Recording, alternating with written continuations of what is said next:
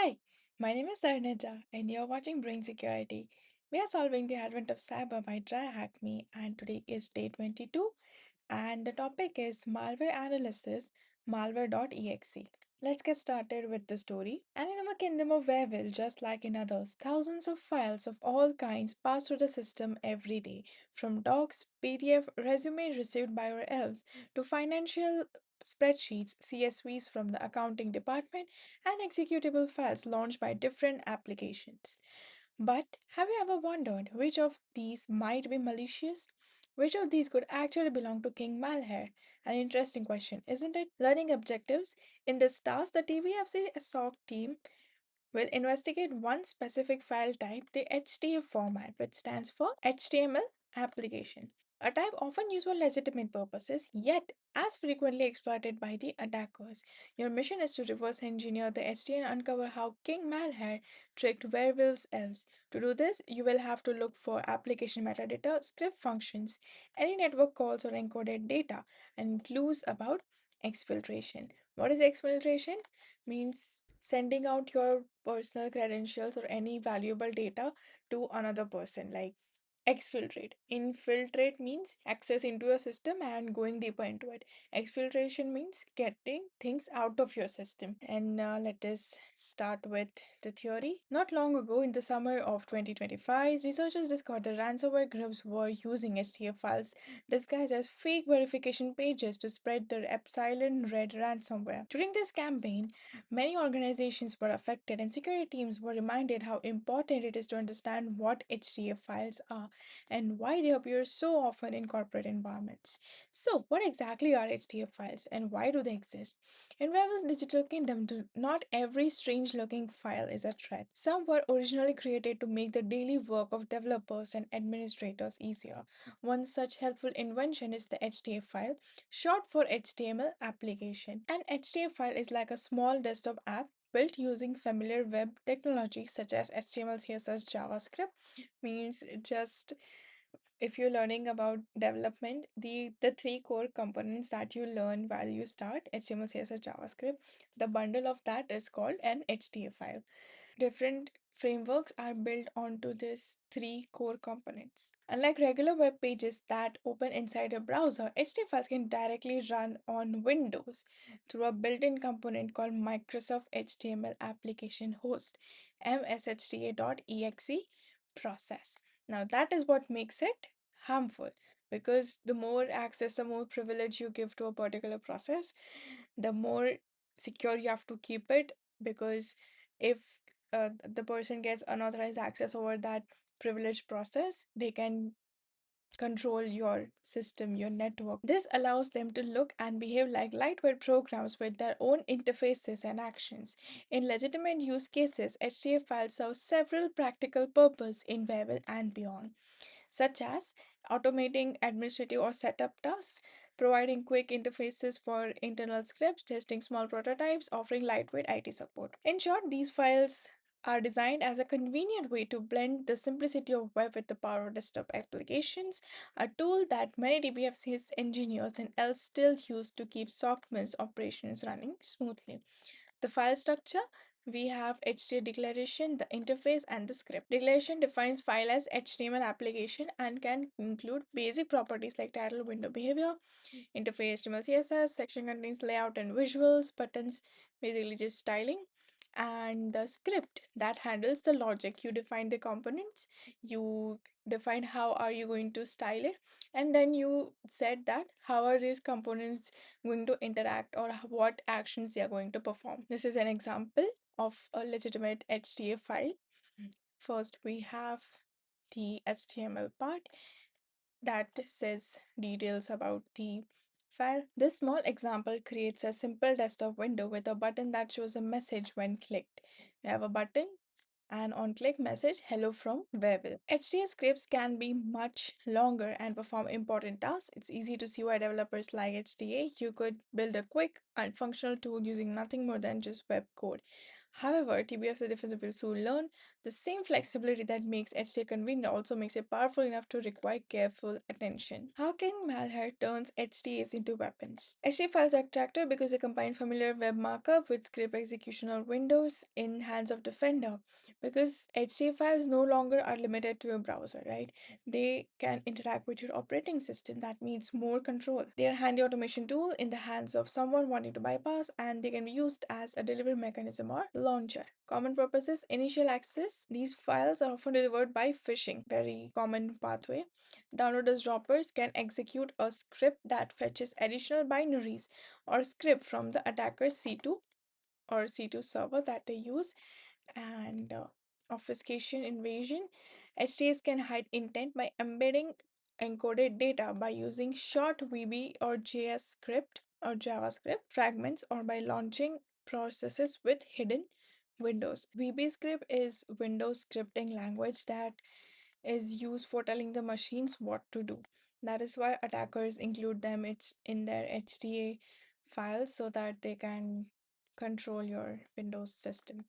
Living off the land, HTA commonly calls built-in Windows tools such as MSTA.exe, PowerShell, WScript, and roundll32 to avoid adding new binaries to disk. Inside an HTA, you'll often find small scripts that may be obfuscated or encoded. Now, that is important because in one of the previous videos, we also saw a reason why encoding is important, because when you write rules for detection of malware, the tools that you use, they try to match it with the strings or things like that you wrote for. Why is the malicious code encoded by the attacker?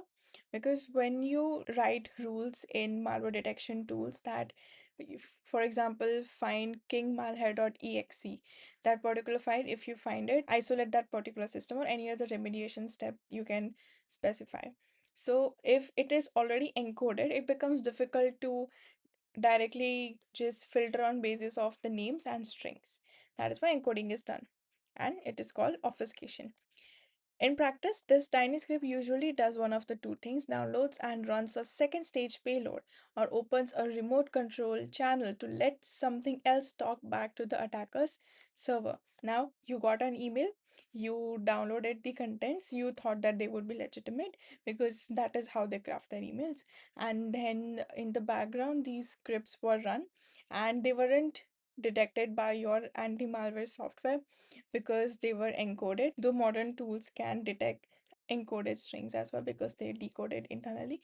Yet, in this case, you download the files, they are bypassed because they were encoded, and then they make a connection call to the attacker's C2 server. I've also explained the C2 architecture in one of the previous Advent of Cyber videos. You can check them out. Here's a sample that King Malhar might try to use.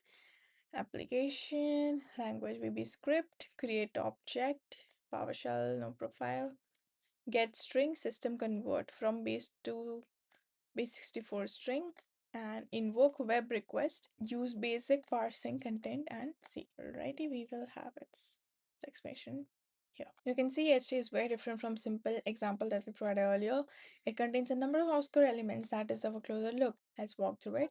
Analyzing the title and HTA application tags often reveal how attackers disguise malicious app.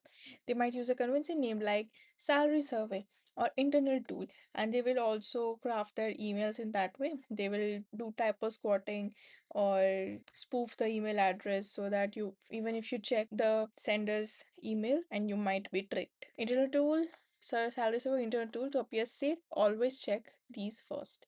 Secondly, there's a VB script block marked by script language is equals to VB script. That's the active part of the file, where attackers often embed encoded commands or call external resources. Inside this block, we find a PowerShell command, no profile execution policy, bypass command, a pattern commonly seen in malicious HTAs for delivering or launching.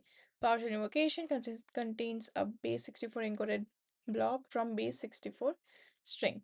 This is likely a pointer to further instruction or download a payload. If you see an encoded string, assume it hits the URL. Decoding it reveals the attacker's command and control address or resource used in the attack. Always decode before assuming what it does. For analysis, we'll extract the base64 this and inspect it using a tool like CyberChef. Note in this example, we redacted the remote resource and replaced the real link with the redacted.txt file for safety. In real incident, that string would usually point directly to the file host on the attacker's C2 domain. For example, URL under kingmalhare.com in our sophist story. After the encoded PowerShell command, we can see three variables U, C, and V. Let's quickly break down what each does. U holds a decoded URL, C stores the content downloaded from URL, and B converts the content into a executable script block and runs it directly into the memory. Very powerful. Whenever you see a chain of variables like this, write a trace where it was created, used in the past, variables end up inside a function like run, execute, or eval. That's a sign that downloaded data is being executed, a key indicator of malicious activity. Summary: identify script, look for encoded data or external connection, follow the logic to see what's execute or being sent out. We have a simple flowchart that has so far happened in the room. HTA file is opened by the user, then VB script runs automatically in the background, and then payload is downloaded, encoded payload, it is decoded, and that decoded payload is executed in the memory. And that particular code, it steals the system's information and sends it to the attacker. So now attacker has the details about your computer, it has the specifications it needs, and then they can very beautifully attack your system. So you should never download or double click on HTA files because they turn into execution mode, right? Let me now start the machine. No, we just have to download it. Yes, they did say it over here. I missed it. I do have a attack box because they have mentioned it in the introduction as well. Attack box is available right on the top, and open the malware sample using Bluma survey.ht. Meanwhile, the machine loads. Let us just check for this string onto our local browser.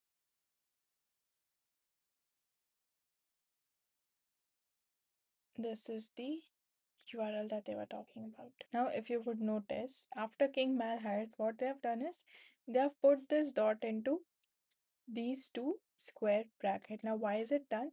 Because even if you click on this link accidentally, you won't be redirected over there. Now, this is just a link limited to the particular virtual machine, but in real environments, this is called as URL defanging. When you're analyzing an incident and there is some malicious URL associated, so you defang it. When you're in SOC or any incident response environment where you have to share these malicious links, so you have to ensure that even if somebody clicks on this link, you cannot be directed, but you can also read what exactly the URL is. This is known as URL defang, and I think we did that in cyber preparation track. I don't remember exactly. The machine is now loaded, and let us start with the technical part. Now that you've seen how HTAs can combine HTML, VB script, and PowerShell, you'll apply the same process to analyze a suspicious one. Start by locating script sections, then identify function, encoded string, and any reference URL or system calls. Decode anything that looks like it's hiding information, then trace how the script uses the results. Now it's your turn to work out what the evil king's minions did, from survey to security failings. Our team figured out that some of the elves' laptops were compromised. Working through the incident, it seems that the one common denominator between them all is survey that they completed regarding their salaries. The investigation found that an email was sent to these elves with an HTA attachment. The team is asking you to review HTA file and provide feedback on what it is actually doing. You can choose to either use the attack box and find the file here. Use a text editor to view the HTA. To ensure that it doesn't execute, you can use Pluma on attack box by running the following command. Now that particular malicious file is open, we'll start our analysis by searching for metadata for edge data, which will tell us the purpose it is telling users it has. Festival elf survey. Come on. Maximum button. No. Window size normal. Text JavaScript. There it is, VB script. Call the get function get questioned, decoded string, creating objects shown below. Next, we want to understand what the HTA actually does. This means we need to search the VBS script section for functions definition, meaning to look for any lines that start with function or sub. This is sub, this is function. First, we have window on load. This function will automatically execute when the HTA loads and executes the get functions function. Get questions function. Get questions, this function makes some external requests and then ultimately runs decode base64 function and calls the provide feedback function with the data.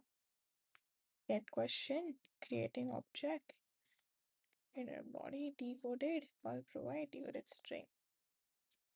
Something, W script network, computer name, string user, network, username.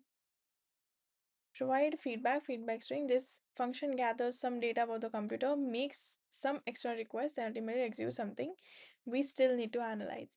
Decode base 64. This function takes base 64 string and converts into binary. RS binary to string. This function takes binary input and converts it back to a string.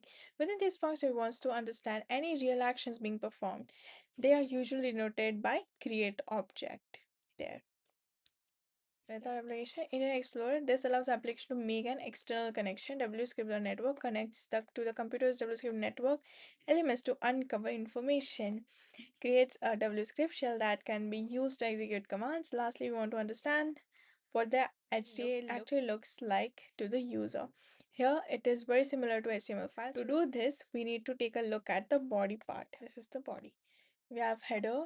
It says insert survey heading and ID questions. We are looking for feedback to help us improve your employee relations. Submit. On mouse hover, click background color this. Thank you for feedback. The participants will be entered into prize draw for a chance to win a trip to the South Pole. We need to take a look at body part starting at line 169. This is the part that will actually be shown to the user.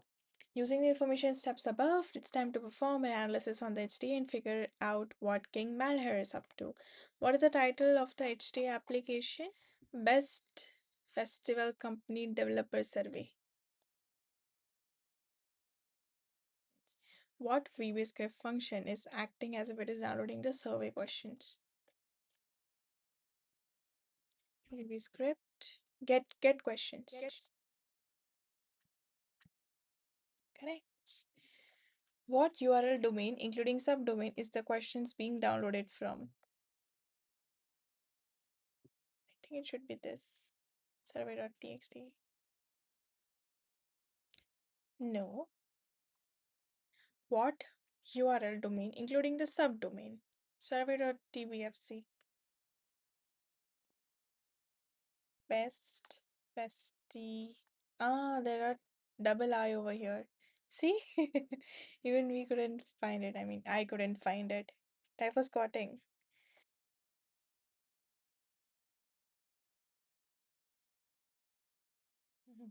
Malheur seems to be using typo squatting domains that look the same as the real one in an attempt to hide the fact that the domain is not the intended one. What character in the domain gives this away? It should be I. Sorry. I. Malicious HTAs often include real-looking data like survey questions to make the file look authentic. How many questions are there? We have to go to the body again. 1, 2, 3, 4. Yes, I think it is 4. Notice how even in code, social engineering persists. Fake incentives like contests or trips hide in plain sight to build trust. The survey entices participation by promising a chance to win a trip to where? South Pole. We read that before. Who else? The HTA is enumerating information from the local host, executing the application. What two pieces of information about the computer it is running on are being exfiltrated, you should provide the two object names separated by commas. First, we had network, and I think other one was username. Let us check it once again in the VB script part.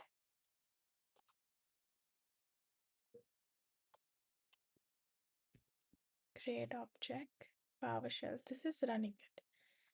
Network, computer name, username. Let us try it. What endpoint is the enumerated data being exfiltrated to? Provide feedback. First, the string is decoded. Okay, yes, here it is, slash details. What HTTP method is being used to exfiltrate the data? HTTP method. Exfiltrate, get, post, put. Should it be put? Nah. Put is used for updating resources. We're not updating anything. We are just making a request. So it will be making a request with these parameters, I think. So it should be get. Yeah. After reviewing the function intended to survey the questions, after reviewing the function intended to get the survey questions, it seems that the data from the download of the questions is actually being executed. What is the line of code that executes the contents of the download? Is it PowerShell.exe? Let us try it. Nah, I don't think it. Okay, it wants the entire line of code. It seems as if malware site has been taken down, so we cannot download the contents that the malware was executing. Fortunately, one of the elves created a copy when the site was still active. Download the contents from here. What popular encoding scheme was used in an attempt to obfuscate? Should be base 64. Yeah, we got the thing and flag as well, did we? Yeah, we did get the flag. Decode the payload. It seems as if additional steps were taken to hide the malware. What common encryption scheme was used in the script? Okay, we have CMD led binding, new object system string as length in character text to character array, decode ABB string text flag ABB. After if the result setup is scrambled, look through the script for encryption function or variable names. Identify what encryption method was used. Alrighty. CyberChef can help if you need. AES or XOR. Let us first try AX and XOR directly. Decode AAP minus text. Let us try XOR first. You don't have the key though. It says encryption for each character in this CS65 length 90 to string. This is the flag DHM. It is GUZ and BX. What common encryption scheme was used? AES XOR. No. It is 1, 2, 3, 4, 5. Hide the malware. Common encryption scheme was used in the script. ASDS ROT something because these characters seem. Yes, it is ROT13 malware analyzed. ROT13. How did we find it? Because over here we know that the flag starts with THM and it said direct words GU something. That is why we it clicked that it might be something related to rotation. And second thing was the empty spaces over here. Good question it was. And we're done. See you in the next challenge.